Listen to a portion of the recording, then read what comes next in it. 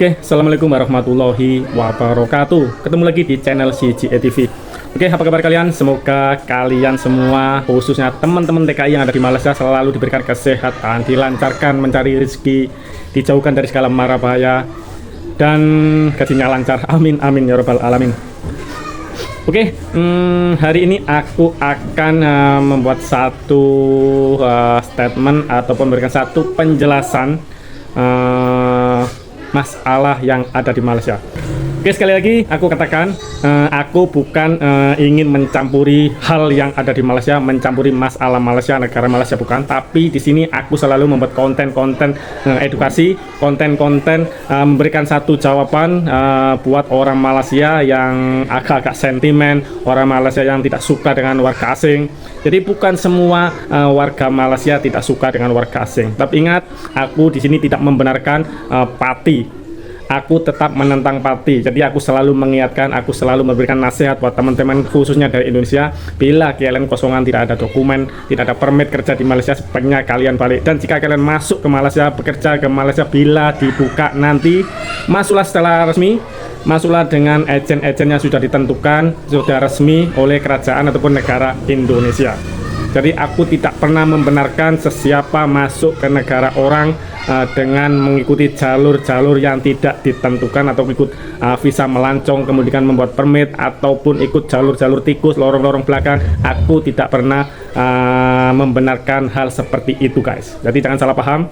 Di sini aku membuat konten memberikan jawaban kepada statement-statement orang Malaysia, orang tempatnya yang selalu menyalahkan warga asing. Kalian boleh menyalahkan parti karena mereka kosongan, tidak punya permit kerja ataupun masuk secara haram, tapi jangan dipukul rata. Semua yang ada di Malaysia bukan parti, tapi banyak juga yang mempunyai dokumen ataupun permit kerja. Oke, di sini ada satu video dari orang tempatan yang mengeluh sepinya pasar borong, sepinya pasar malam, tidak ada customer, tidak ada orang beli, semua pasar-pasar sepi karena sudah tidak ada warga asing. Bagi orang Malaysia, dengan tidak adanya warga asing, terlalu dia bilang menyepah lah, menyampah lah, terlalu ribet, terlalu banyak warga asing, itu mungkin suka dengan keadaan seperti ini. Tapi buat peniaga-peniaga khususnya yang di pasar borong, di pasar-pasar malam, warga Malaysia akan merasa sangat-sangat dirugikan, guys, karena tidak ada pembeli khususnya dari warga asing.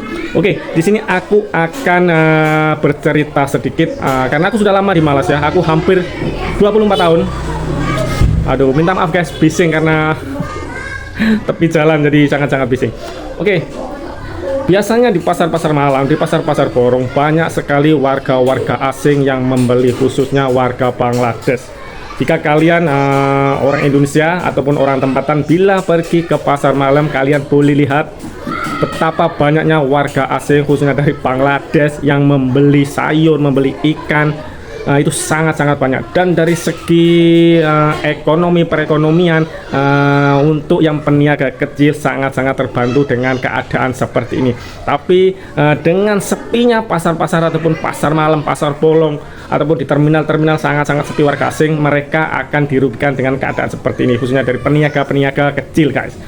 Untuk peniaga yang besar, bisnis ataupun di market mungkin tak sebegitu terasa, tapi untuk yang peniaga-peniaga peniaga kecil sangat-sangat dirugikan, sangat-sangat terasa dengan keadaan seperti ini.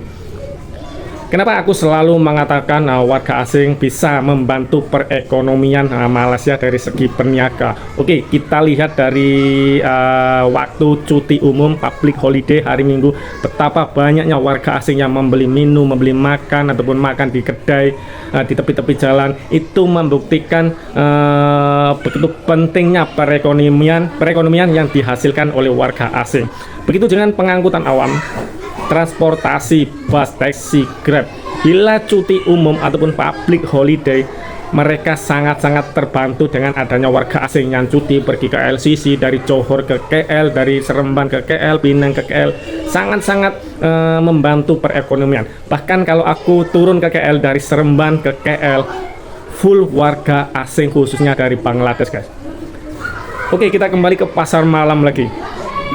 Di pasar malam, kalau orang Indonesia biasanya cuma beli makan untuk makan malam. ada satu dua yang beli sayur, beli ikan, itu ada sepikan. Tapi buat warga Bangladesh memang semua masak. Jadi beli sayur banyak, ikan-ikan besar seperti ikan patin, ikan keli, ayam, mereka beli dalam skala yang sangat-sangat besar guys. Oke, kita lihat videonya dulu, nanti kalian bisa komen, dan aku ingatkan lagi, aku akan selalu membuat konten-konten memberikan satu jawaban buat orang tempatan, orang Malas yang selalu sentimen, selalu menyalahkan warga asing. Aku akan mengedukasi, aku akan memberikan satu jawaban penjelasan yang positif biar tidak salah paham antara orang Malaysia dengan orang Indonesia guys. Oke. Kita lihat dulu videonya dan nanti akhir video aku akan menjelaskan lagi. Oke, kita lihat 1, 2, 3. Halo, selamat pagi ya. Saya Auta Singh, nomor handphone saya 012-6622-166. Saya Auta Singh.